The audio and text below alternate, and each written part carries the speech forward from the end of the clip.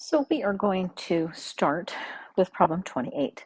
It says to find the exact value of the expression.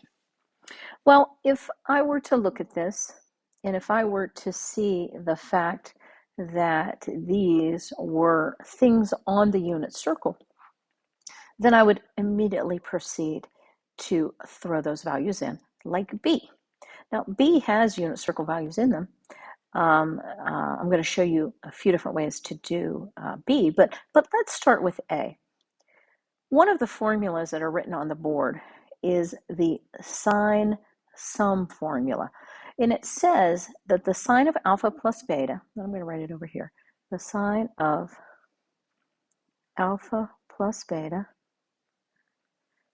is the sine of alpha cosine of beta plus the cosine of alpha sine of beta. So what the first formula is, it is the sine sum formula. It follows that exact pattern. It goes sine, cosine, cosine, sine. Sine, cosine, cosine, sine. There's a plus between them. There's a plus between them. There's a plus between them. Okay, so if you take a look, in this particular case, our alpha is pi over 20. Our beta is pi over 5. So this is really just the same as the sine of pi over 20 plus pi over 5. Now, separated, they are not unit circle values. So we can't do anything. But they are actually values we can add together if we get a common denominator. That would be 1/20 plus 4/20, or a total of 5/20. And 5 pi over 20 reduces down to pi over 4. Now, pi over 4 is something on our unit circle, so we went from values that are not on unit circle to values that are on our unit circle, and so that is just square root of 2 over 2. So that's how you do 28A. Now let's take a look at 28B. Now that one goes cosine, cosine, sine, sine, and there's a plus between them. That is the same, let me write it under here. If we call that a cosine of alpha, cosine of beta, plus sine of alpha, sine of beta, that is the same as the sine of alpha. No, I'm sorry. Sorry, that is the same as the cosine of alpha minus beta. Now remember, a cosine sign that's in the middle of the expanded formula is different when we mush it back together. So our alpha was 120, our beta is 30, so this is just the cosine of 120 minus 30, which does give us something on the unit circle. Now you could have just plopped in the cosine of 120 and the cosine of 30 and the sine of 120 and the sine of 30, and it would work perfectly, okay? But the cosine of 90 is a nice thing. It is 0. So whether you initially just use the unit circle values, I think you get something like the square root of 6 over 4 minus the square root of 6 over 4, which is 0. So either way that you go about doing it, you do get an answer of 0 for those, okay? Okay, so that's 28.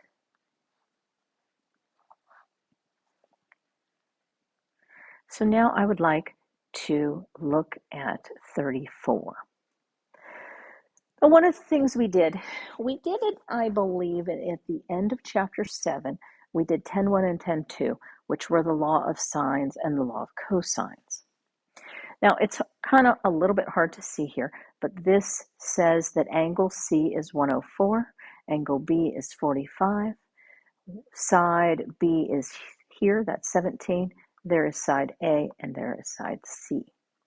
So it says to use the law of sines to solve the triangle, round your answer to the nearest hundredth.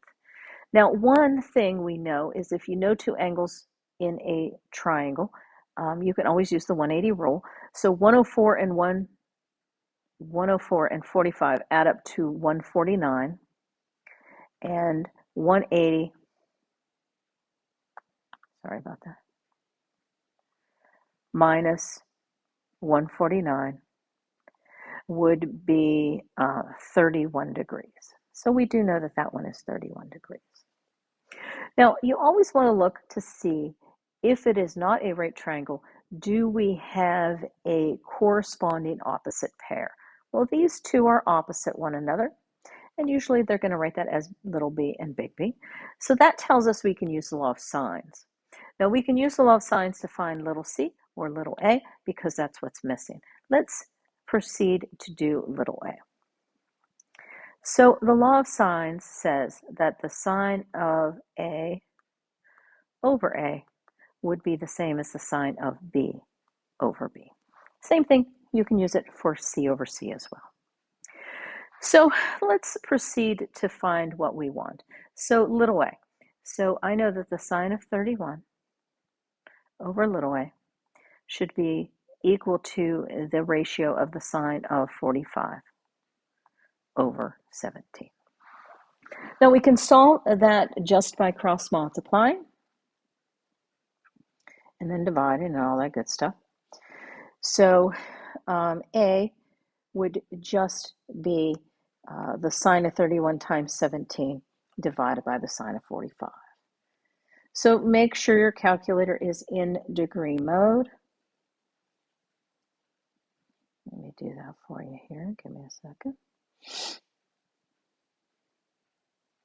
So if we do the sine of 31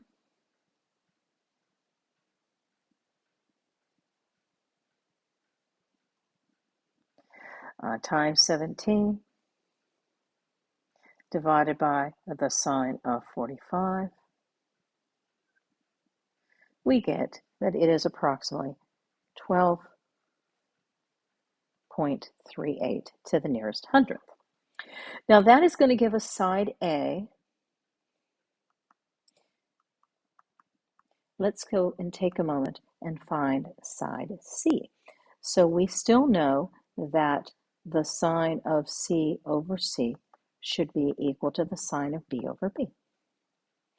So I know that the sine of 104 over C should be the same as the sine of 45 over 17. You can't use Pythagorean theorem, it's not a right triangle, so we have to use the law of sines again. Now what do we get? Well, we get the sine of 104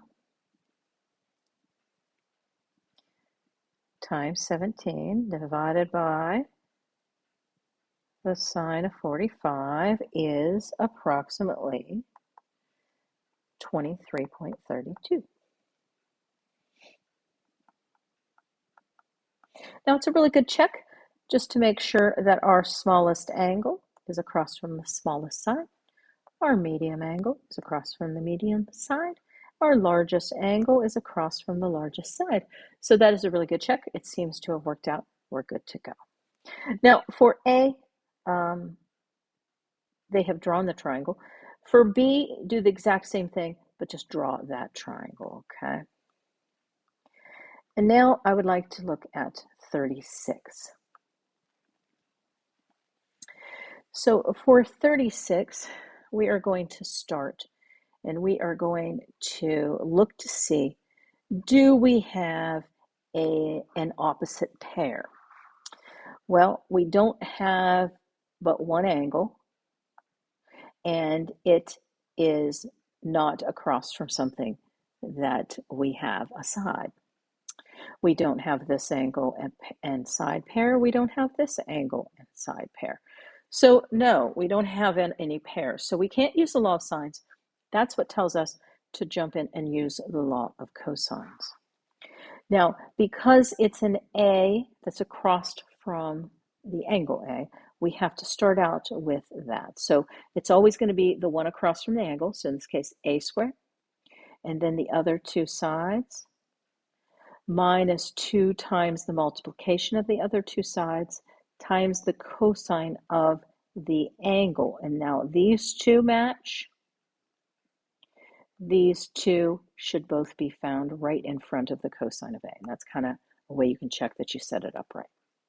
Now let's plop in what we know. We know a squared is 19 squared plus 38 squared minus 2 times 19 times 38 times the cosine of 30 degrees. Now be careful when you do that. You have to follow order of operations.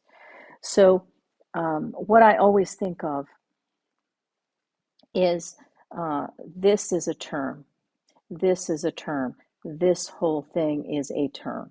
And that, if you keep that in mind, it should be okay. Now, 19 squared is 361. 38 squared is 1444. Now I'm going to do -2 times 19 times 38 times the cosine of 30, and I get minus 1250.54. Now, these are just three terms, no more multiplication, so we can just add or subtract those things. So we get 361 plus 1444 minus 1250.54. We get 554.46, and A is going to be the square root of that. Now we don't need the plus or minus because we cannot represent the side of a triangle as a negative unless it is a trig application, which puts it in the xy axis somewhere, okay? But this is just a plain old triangle. So rounded to the nearest hundredth, we get 23.55. So let's put that in our triangle. We now have an opposite pair. These two are opposites of one another. So now we only have to use the law of cosines once. So we get that the sine of A over A should equal the sine of B over B. And I've filled those in as I went. So that's going to allow us, if we just focus on B, that's going to allow us to find angle B. Okay, so when you first get this at this stage, you're going to have to multiply the sine of 30 times 19 divided by 23.55. For the law of sines to work, you have to get a proper fraction here, something between -1 and +1. So I'm going to write it out a few decimal places here, further than what they want. Now they want an angle measure. Now normally I do angle measures to the nearest degree, but they said hundredths. Let's follow that instruction. We would have to inverse sine that measurement, and we would get 23.79 degrees. We could clearly have probably called that 24 degrees. So let's put that in. So we know that measurement right there is 23.79.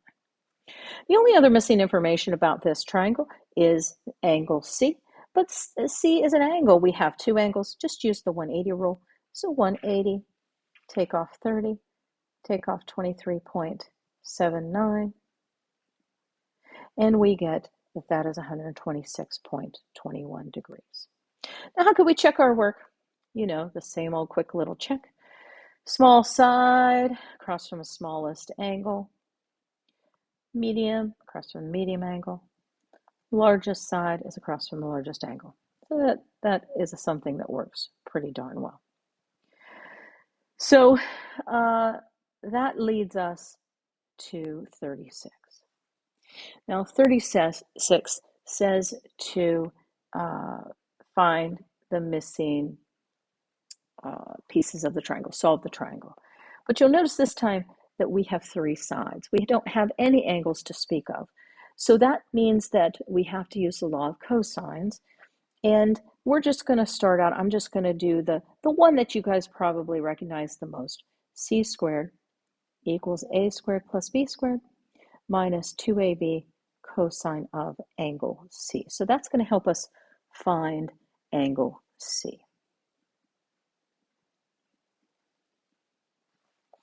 So let's plop in the information. So 24 squared is going to be 14 squared plus 16 squared minus 2 times 14 times 16 cosine of C. Now, here's where a lot of people will mess up their order of operations. So let me kind of help you do that. Let's fix that issue. Okay, so 24 squared is 576. 14 squared is 196. 16 squared is 256. Now let's do this number here. 2 times 14 times 16. So that is minus 448 cosine C. Now, minus 448 cosine C, those are stuck together. They are not like terms with anything. So we cannot move it, touch it, do anything until we can finally divide it off. So now we just have to take the 576, minus off the 196, minus off the 256, and be done with it. So we get 124 equals negative 448 cosine of C. We get that the cosine of C is whatever 124 divided by negative 448 is. So we should get a negative 0 point something, and I'm going to write a few decimal places here. And then we're going to have to second cosine, and we are going to get that angle C is 106 degrees. Well, I guess we could go 106. It's just such a tiny number. Let's do what they said, 106.07 degrees.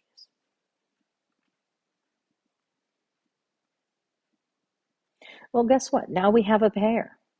So you only ever have to do the law of cosines once. Now let's move on to the law of sines. Well, I'm going to focus on angle A. It doesn't matter. You pick what you want. The sine of C over C should be the same as the sine of A over A. So I've just filled in that information. So we're going to cross multiply and then divide. So if we take the sine of 106.07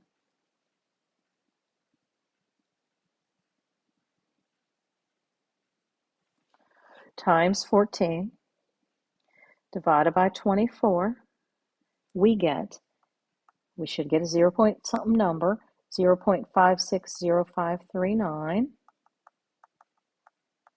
And A will be the inverse sine of that value. And so that's 34.09 degrees. What's great about triangles, we always know they add up to 180. So angle B, we get to use the 180 rule on. 180 minus 34.09 minus 106.07 is 39.84 degrees. And then just check, does everything line up? Do we have any more missing information? We have all three sides. We have all three angle measures. The smallest side is across from the smallest angle. Medium side is across from the medium angle. Largest side is across from the largest angle. Okay, so there will be some law of sines and law of cosines found on the test. We are going to take problem 36B. I know they didn't ask for it, but let's find the area of triangle ABC.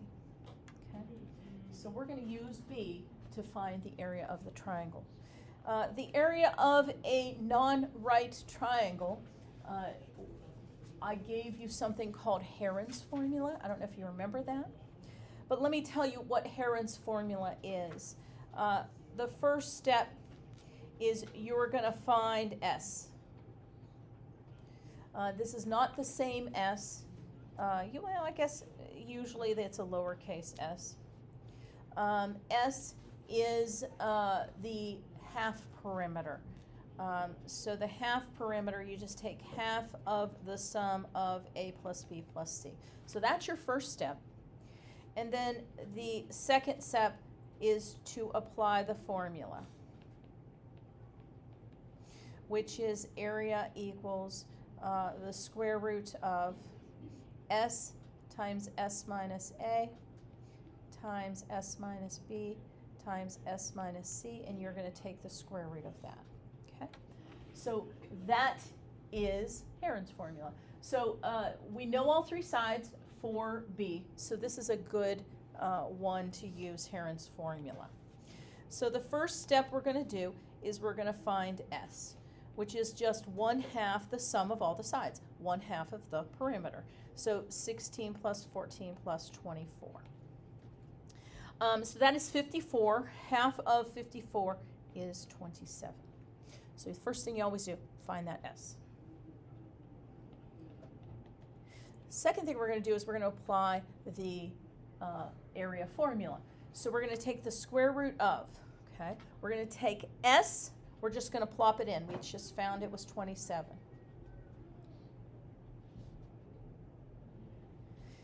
We're going to take S minus A. So S was 27 minus 14. I would just kind of do that in your head. Or you can throw in a calculator if you're questioning your subtracting abilities. But 27 minus 14 is 13. And then I'm going to do S minus B. So 27 minus 16 is 11. And then I'm going to do S minus C. So 27 minus 24 is 3. Now get that number.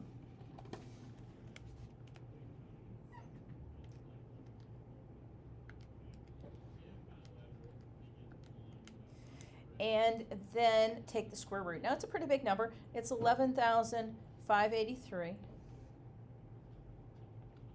Just square root it, and then if much of the test is multiple choice, not all of it, but much of it is. So you'll find how it's rounded. But let's say we go to the nearest hundredth. They've been going to a lot of these problems.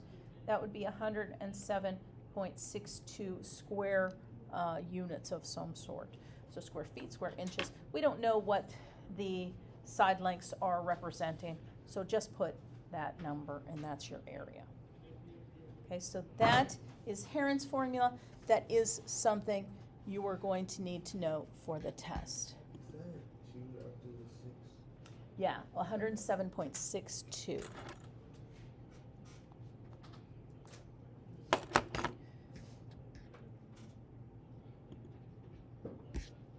So now, let's see what other little pieces and parts we haven't done so far. So we did graphing, we did amplitude and stuff. Okay.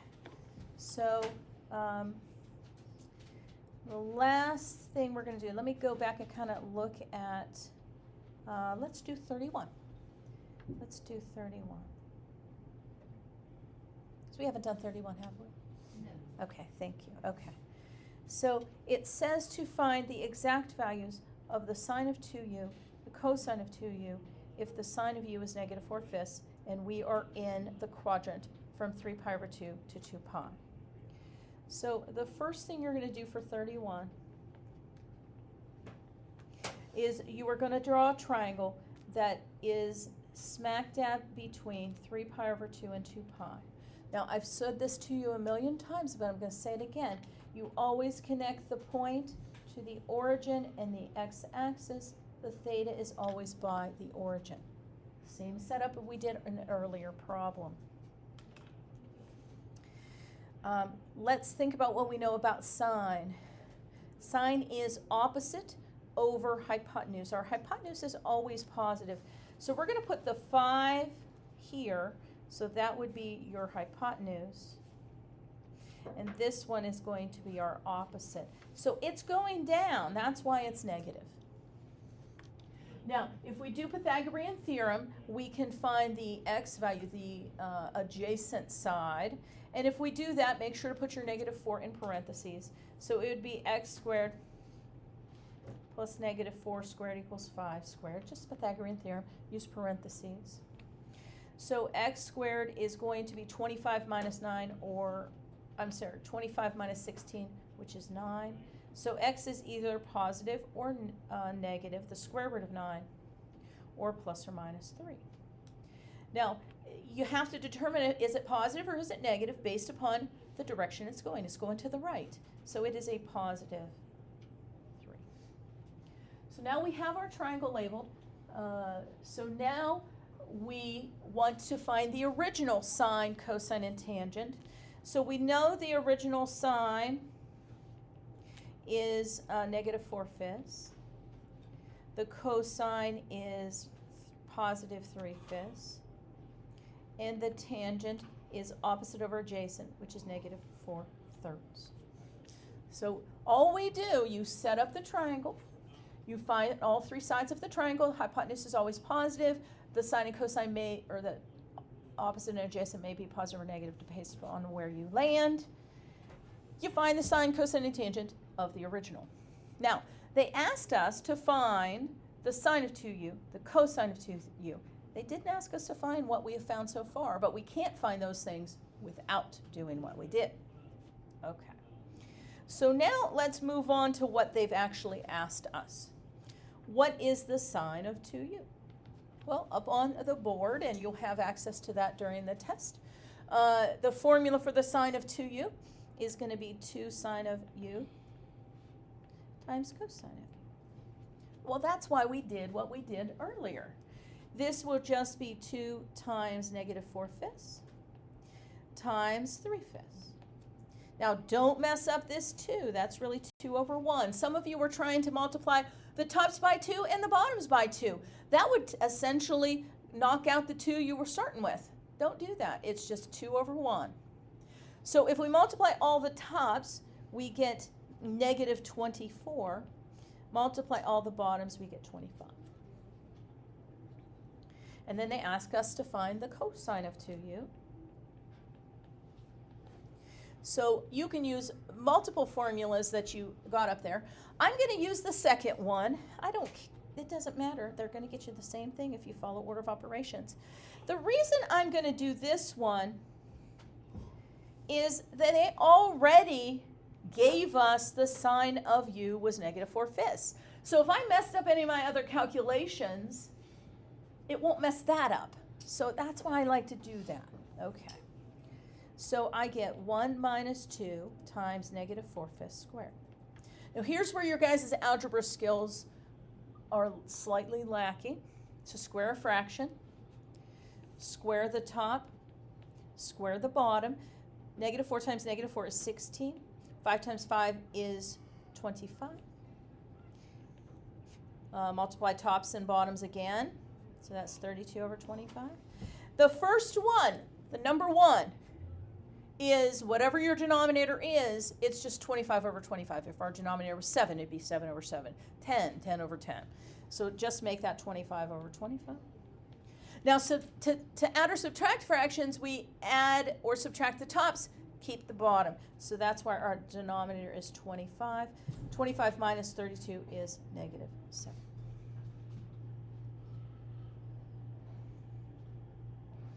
So that's where we're stopping. Please submit what you got now. That's your points for today. Please submit what you have now. That's your points for today. Please go back and look at any work that you may owe me. Seniors, all late work is due by tomorrow. All late work is due, not tomorrow, Friday. All late work is due by Friday. Seniors, all late work is due by Friday. Juniors, check your work, get your stuff in, okay? So that is it for today.